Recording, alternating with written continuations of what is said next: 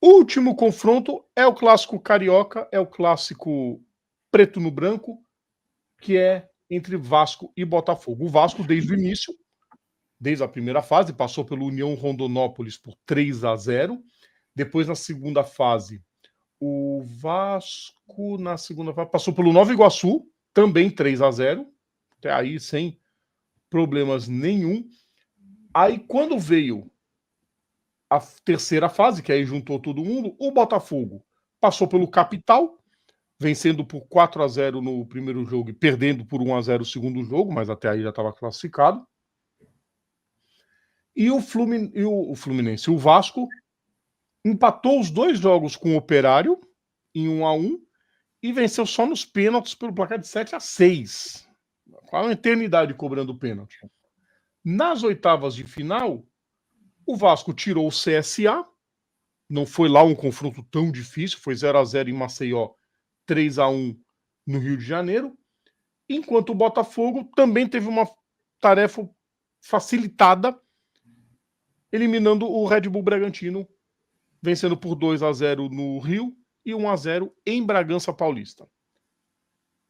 Fernando, fase por fase, o Botafogo leva vantagem. Mas é clássico, né? Com certeza. O Rodrigo falou muito bem. A fase do Botafogo é muito melhor que a fase do Vasco. Só para pontuar aqui, o Vasco tem após a pausa após o retorno, né, depois do Super Mundial, o Vasco é a equipe que tem dentre as 20 equipes da Série A, a equipe que tem o menor aproveitamento. E é uma equipe assim que tem sérias limitações, a equipe depende muito do seu artilheiro Verratti. Já o Botafogo, assim, que embora esteja passando aí por momentos conturbados aí nos bastidores, porém dentro de campo as coisas estão acontecendo. Assim, tem um elenco qualificado, é uma equipe que oscilou bastante aí ao longo da temporada. Como o Rodrigo pontuou, clássico é clássico, é difícil para apontarmos um favorito, mas na minha opinião, até considerando assim a qualidade ali dos elencos e o momento das equipes, eu acredito que o Botafogo avança.